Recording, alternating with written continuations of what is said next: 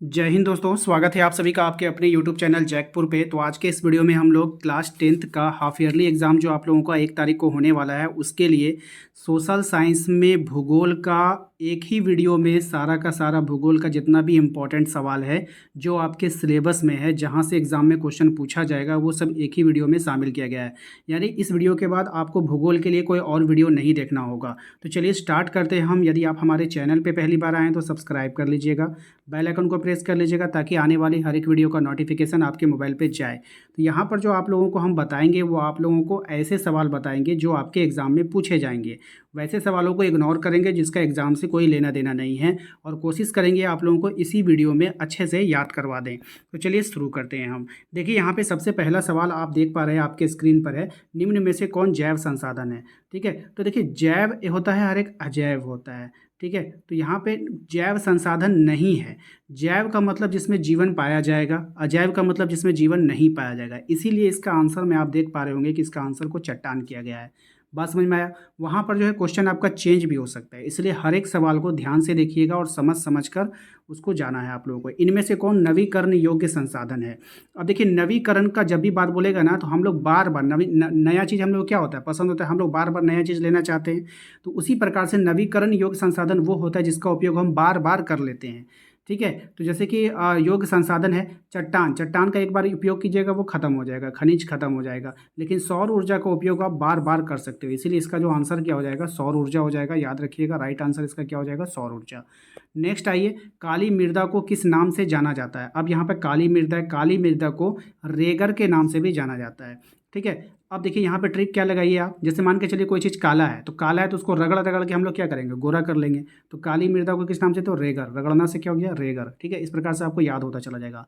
नई जलोढ़ मृदा को क्या कहा जाता है। देखिए नया नया चीज़ को हम लोग क्या करते हैं, खाते हैं। नया नया चीज़ को क्या करते हैं, खाते। खा से खाना, खा से खादर, खा से खाना, खा से खादर। तो नई जलोढ़ मृदा को क्या बोलेंगे, खादर। ठीक है, किस मिट्टी में लौह धातु की अधिकता होती है। ठीक है, तो लौह धातु की जो अधिकता होती है, जो आयरन जो होता है, वो लाल मिट्टी में होता है। ठीक है, चलिए नेक्स्ट आते हैं, लौह किस प्रकार का संसाधन है। तो लौह जो होता है वो अनवीकरण योग्य संसाधन है, यानी खत्म हो जाएगा। नवीकरण नहीं होगा, अनवीकरण होगा। अभी हमने बताया ना, नवीकरण वो होगा जिसका हम लोग उपयोग बार बार करेंगे, अनवीकरण वो होगा जिसका उपयोग हम लोग बार बार नहीं करेंगे। तो लौह किस प्रकार का संसाधन है, तो लौह जो हो जाएगा अनवीकरण योग्य संसाधन हो जाएगा।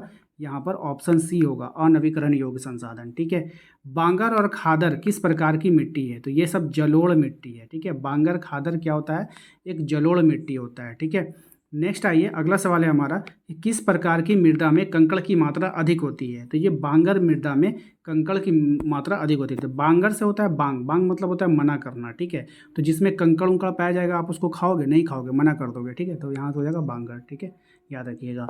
अगला सवाल है आपका, भारत के कुल क्षेत्रफल का कितना प्रतिशत क्षेत्र पर पठारी भाग है। तो 27% क्षेत्र पर क्या है, पठारी भाग है। समापिता के आधार पर संसाधन कितने प्रकार के होते हैं, 2 प्रकार के होते हैं। ठीक है, प्रथम अंतर्राष्ट्रीय पृथ्वी सम्मेलन का आयोजन किस वर्ष किया गया था, तो 1992 में किया गया था। ठीक है, तो याद रखिएगा, इंपॉर्टेंट सवाल है। अगला सवाल है हमारा कि जिस भूमि पर खेती की जाती है उसको क्या कहते हैं, तो उसको हम लोग कृषि योग्य भूमि कहते हैं। उसको क्या कहते हैं, कृषि योग्य भूमि। अब चलिए अगले सवाल अब चलिए अगले सवाल पे आते हैं। अगला सवाल है हमारा, कह रहा है कि निम्न में से टिप्पणी में प्राकृतिक वनस्पति जात और प्राणी जात के ह्रास का सही कारण नहीं है, आपको पहचानना है। कृषि का प्रसार, देखिए कृषि के प्रसार आप करोगे तो इससे क्या होगा। ठीक है, तो उसके बाद है वृहत स्तरीय विकास परियोजनाएं, इससे भी हानि होता है। पशु चारा और ईंधन लकड़ी एकत्रित करना। ठीक है, और तीव्र गति का औद्योगिकरण। तो यहाँ पे तो ये सब ठीक है, लेकिन ये जो है ऑप्शन सी, इसके कारण जो है ये ज़्यादा नहीं होता है, इसलिए ऑप्शन सी इसका राइट आंसर होगा। इनमें से कौन सा संरक्षण का तरीका समुदायों की सीधी भागीदारी नहीं करता है। ठीक है, तो वन्य जीव पशु विहार का परिसीमन। ठीक है, इसको याद कर लीजिएगा आप लोग। नेक्स्ट है आपका, वे जातियां जिनके लुप्त होने का खतरा होता है वो क्या कहलाता है, तो वो संकटग्रस्त कहलाता है। जैसे अब जिसको खतरा है तो संकट है ना उसके ऊपर, तो संकट है तो संकट जातियाँ। ठीक है, नेक्स्ट लुप्त जाति का उदाहरण आपको देना है, तो एशियाई चीता जो कि लुप्त हो गया है, वो दिखाई नहीं देता है अब। ठीक है, वन और बंजर भूमि जो सरकार, व्यक्ति और समुदायों के स्वामित्व में होता है उनको क्या कहते हैं, तो अवर्गीकृत वन कहलाता है वो। ठीक है, निम्नलिखित में से किस राज्य में सर्वाधिक अस्थायी वन क्षेत्र है, तो ये होता है मध्य प्रदेश में। मध्य प्रदेश में अस्थायी वन क्षेत्र ज़्यादा है। ठीक है, निम्नलिखित में से कौन सा पक्षी द क्रिटिकल प्रजाति की श्रेणी में नहीं आता है, तो ये हो जाएगा आपका मोर। ठीक है, निम्न में से किस जीव के लिए जैव विविधता बहुत अधिक महत्वपूर्ण है? तो वो हो जाएगा आपका मनुष्य। ठीक है, इसको देख के जाइएगा। इसके बाद है आपका कि काला हिरन निम्नलिखित में से किस श्रेणी के जीवों का है? तो लुप्त प्रजातियों में ही आता है काला हिरन। ठीक है, अगला सवाल है कि विभिन्न प्रकार के पौधों और प्राणियों को विभिन्न श्रेणियों में निर्धारण कौन सी एजेंसी करता है? तो अंतर्राष्ट्रीय प्राकृतिक संरक्षण प्राकृतिक संसाधन IUCN जो है ये वाला ऑप्शन बी इसका करता है। ठीक है, नेक्स्ट है 1952 में भारत में निम्न में से किस प्रजाति को विलुप्त घोषित कर दिया था? तो एशियाई चीता को विलुप्त घोषित कर दिया था। निम्न में से कौन भारत के वनों और वन्य जीव संसाधनों के प्रबंधन का प्रभारी है? तो ये होता है आपका वन विभाग होता है। ठीक है, नेक्स्ट है निम्नलिखित में से किस वर्ष बाघ परियोजना को शुरू कर दिया गया था? तो 1973 में। कब शुरू किया गया था? 1973 में शुरू किया गया था। निम्नलिखित में से किस राज्य में अस्थायी जंगलों के तहत सबसे बड़ा क्षेत्र है? तो ये हो जाएगा आपका मध्य प्रदेश में। नेक्स्ट है आपका हिमालय यव क्या है? तो हिमालय यव एक औषधीय पौधा है। क्या है? एक औषधीय पौधा है। अगला सवाल है हमारा 1991 में संरक्षित प्रजातियों की सूची में पहली बार किस प्रजाति को शामिल किया गया? तो पौधे को शामिल किया गया था। ठीक है, नेक्स्ट है आपका कि निम्नलिखित में से कौन स्थानिक जाति का एक उदाहरण है? तो निकोबारी कबूतर जो है वो स्थानिक जाति का एक उदाहरण है। अगला सवाल है हमारा कि चिपको आंदोलन का उद्देश्य क्या था? तो ये वन रक्षण, वनों को रक्षा करना, उससे लोग चिपक जाते थे और उसकी रक्षा करते थे। सरिस्का वन्य जीव अभयारण्य किस राज्य में है? तो ये राजस्थान में है, याद रखिएगा। नेक्स्ट है आपका कि भारत में वनस्पति की कितनी प्रजातियां पाई जाती है? तो 47,000 प्रजातियां पाई जाती है। अगला सवाल है हमारा कि सुंदरवन राष्ट्रीय पार्क किस राज्य में स्थित है? तो पश्चिम बंगाल में स्थित है। अगला सवाल है हमारा कि बीज बचाओ आंदोलन क्या था? तो ये टिहरी के किसानों के द्वारा बिना रासायनिक खाद के फसलों का उत्पादन करना था। ऑप्शन बी इसका राइट आंसर होगा। अगला सवाल है हमारा कि उड़ीसा और बिहार की जनजातियां शादी के दौरान किस वृक्ष की पूजा करते थे? तो इमली और आम की पूजा करते थे। ऑप्शन ए इसका राइट आंसर होगा, इसको छोड़ दीजिए आप। अगला सवाल है आपका 25 में कि सबसे तेज स्तनधारी प्राणी कितने किलोमीटर प्रति घंटा की रफ्तार से दौड़ता है? तो 112 किलोमीटर प्रति घंटा की रफ्तार से ये दौड़ सकता है। जो सवाल इंपॉर्टेंट नहीं रहता है उसको हम छोड़ दे रहे हैं। ठीक है, इसलिए आप लोग टेंशन मत लेना कि कोई सवाल स्किप हो रहा है। तो दुनिया में सबसे तेज स्तनधारी प्राणी कौन सा है? तो चीता और बिल्ली दोनों जो है सबसे तेज स्तनधारी प्राणी में आता है। सामान्य जातियों से क्या अभिप्राय है? जिनकी संख्या जीवित रहने के लिए सामान्य मानी जाती है उनको हम लोग सामान्य जाति कहते हैं। ठीक है, ऑप्शन ए इसका राइट आंसर हो जाएगा। एशियाई चीता और गुलाबी सिर वाली बक्कत किन उपजातियों में शामिल होता है? तो लुप्त जातियों में ये आती है। कौन सी जाति में आती है? लुप्त जाति में आती है। दक्षिण भारत में प्राकृतिक वनों की संख्या धीरे धीरे समाप्त हो रही है, किस कारण हो रही है? तो सागवान एकल रोपण। ठीक है, सागवान के एकल रोपण के कारण। औषधीय पौधे याद रखिएगा, औषधीय पौधे कौन कौन से क्षेत्रों में पाया जाता है? तो हिमालय प्रदेश में और अरुणाचल प्रदेश में। ये हिमाचल प्रदेश होगा, हिमाचल प्रदेश में और अरुणाचल प्रदेश में, इन दोनों जगह पाई जाती है। टक्सोल नामक रसायन किस बीमारी के उपचार के लिए प्रयोग किया जाता है? तो ये कैंसर में प्रयोग किया जाता है और ये सवाल एग्जाम में पूछा जाता है, तो इसको आप लोग ध्यान से देख कर जाना। अगला सवाल है हमारा कि शांत घाटी मुखली नर्सरी में आदिवासी युवतियों के द्वारा किस प्रकार के पौधे लगाए जाते हैं? तो बांस के पौधे लगाए जाते हैं। नेक्स्ट है पर्यावरण विनाश के मुख्य कारक कौन से हैं? तो ये हो जाएगा संसाधनों का असमान बंटवारा, असमान उपयोग, रख रखाव की जिम्मेदारी में असमानता, इनमें से सभी। तो मैंने आपको पहले ही बताया था कि सोशल साइंस में अधिकतर जो जवाब इनमें से सभी अगर आएगा तो आप लोग उसी में करना, वही आंसर आपका सही होगा। मैंग्रोव क्षेत्र के कितने प्रतिशत जो है वो लुप्त हो चुका है? मैंग्रोव क्षेत्र क्या मैंग्रोव वन कहलाता है, 40% जो है वो लुप्त हो चुका है। टक्सोल नामक रसायन पेड़ों के किस भाग से प्राप्त होता है? पेड़ों की छाल से, पत्तियों से, टहनियों से, उपरोक्त में से सभी हो जाएगा, ऑप्शन डी हो जाएगा। धरातलीय जल क्षेत्र कितने प्रतिशत भू प्रदूषित है? तो ये हो जाएगा 70% जल जो है वो प्रदूषित है। मध्य प्रदेश में कौन सा राष्ट्रीय उद्यान है? तो बांधवगढ़ राष्ट्रीय उद्यान कहाँ पाया जाता है? मध्य प्रदेश में। देखिए कोई भी चीज़ को हम लोग बांधते हैं तो बीच में बांधते हैं ना, मध्य में बांधते हैं, तो मध्य में बांधवगढ़ हो जाएगा। ठीक है, याद कर लीजिएगा। जिम कॉर्बेट उद्यान किस राज्य में है? तो ये उत्तराखंड में है। जिम कॉर्बेट कहाँ है? उत्तराखंड में है। ठीक है, मानस बाघ रिजर्व राष्ट्रीय उद्यान किस राज्य में है? तो असम में है। मानस कहाँ है? असम में है। पेरियार याद रखिएगा, पेरियार बाघ रिजर्व उद्यान भारत के किस राज्य में है? तो केरल राज्य में है। इसको भी याद रखिएगा, इंपॉर्टेंट रहेगा आपके एग्जाम के लिए।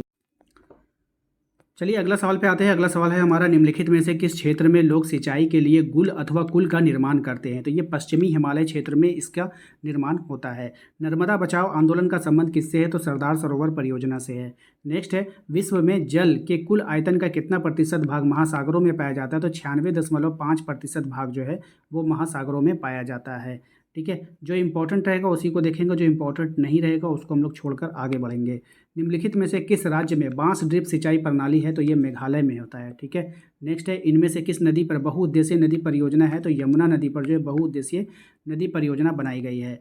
निम्नलिखित में से कौन ताज़ा पानी का स्रोत है? तो भूजल। भूजल यानी ज़मीन से जो जल निकलता है, जैसे हैंडपम्प हम लोग लगाते हैं, तो वो ताज़ा पानी का स्रोत है।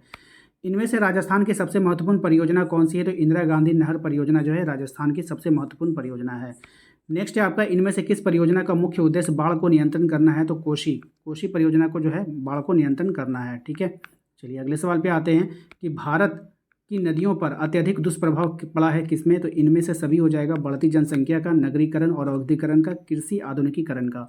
ठीक है, किसने कहा था बांध जो है आधुनिक भारत के मंदिर है? तो ये कहा था पंडित जवाहरलाल नेहरू ने। ये मोस्ट इंपॉर्टेंट सवाल है, इसको देख कर जाइएगा। नागार्जुन सागर बांध किस नदी पर स्थित है? तो ये जो है आपका कृष्णा नदी पर है, इसको भी आपको देख के जाना है। उस राज्य का नाम बताइए जहां हर घर में छत वर्षा जल संग्रह ढांचा बनाना आवश्यक है? तो वो हो जाएगा आपका तमिलनाडु में। ठीक है, नेक्स्ट आपका, किस राज्य में विश्व की सर्वाधिक वर्षा होती है? तो ये होती है मेघालय में। सबसे ज़्यादा वर्षा कहाँ होती है? मेघालय में होती है। इंदिरा गांधी नहर किस क्षेत्र को पेयजल उपलब्ध कराता है? तो पश्चिमी राजस्थान को। किसको कराता है? पश्चिमी राजस्थान को कराता है। भारत में कुल विद्युत उत्पादन का लगभग 22% प्राप्त होता है जल विद्युत से प्राप्त होता है। नेक्स्ट है आपका, जल किस प्रकार का संसाधन है? तो नवीकरणीय संसाधन है, इसको हम बार बार यूज़ कर लेते हैं। राजस्थान में छत वर्षा जल संग्रहण को क्या कहा जाता है? तो इसको हम लोग टाँका कहते हैं। नेक्स्ट है आपका, निम्नलिखित में से कौन सा अलवणीय जल स्रोत है? तो यहाँ पे हो जाएगा भौम जल, सतही जल, वर्षण, इनमें से सभी हो जाएगा। ठीक है, चलिए नेक्स्ट आते हैं आपका, जल दुर्लभता का क्या कारण है? तो बढ़ती जनसंख्या में बढ़ती आवश्यकता, जल का असमान वितरण, जल संरक्षण ना होना, तो इनमें से सभी हो जाएगा, ऑप्शन डी हो जाएगा। धरातल का कितना भाग जल से ढका हुआ है? तो 3/4 भाग जो है जल से ढका हुआ है। अगला सवाल है, निम्नलिखित में से जल की खराब गुणवत्ता का क्या कारण हो सकता है? तो असमान वितरण हो जाएगा। नेक्स्ट है आपका, जल प्रदूषण के कारण निम्न में से कौन सी समस्या उत्पन्न होती है? तो जल जनित बीमारी होने का खतरा होता है, यानी कि ऑप्शन डी इसका राइट आंसर होगा। इनमें से कौन प्राचीन भारत की सबसे बड़ी कृत्रिम झीलों में से एक है? तो ये हो जाएगा आपका भोपाल झील। क्या हो जाएगा? भोपाल झील हो जाएगा।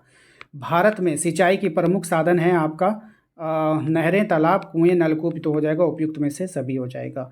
वर्षण से प्राप्त जल कैसा होता है? तो ये होता है अलवणीय होता है। ठीक है, वर्षा से जो प्राप्त होता है उसमें लवण नहीं होता है, अलवणीय होता है। यमुना नदी की दो शहरों के बीच सबसे अधिक प्रदूषित होती है? तो दिल्ली और इटावा के बीच जो है वो सबसे अधिक ज़्यादा प्रदूषित हो जाती है यमुना। ठीक है, ये छोड़ दीजिए, ये भी छोड़ दीजिए, ये सब इम्पोर्टेंट नहीं है। जो इम्पोर्टेंट नहीं है उसको स्किप करना है। जल सांभर प्रबंधन क्या है? तो जल सांभर भौम जल का दक्ष प्रबंधन, धरातलीय जल संसाधन का दक्ष प्रबंधन, तो ए और बी दोनों होगा। ठीक है, नेक्स्ट है, भारत में जल का सबसे अधिक उपयोग किया जाता है? तो सिंचाई में सबसे ज़्यादा उपयोग किया जाता है।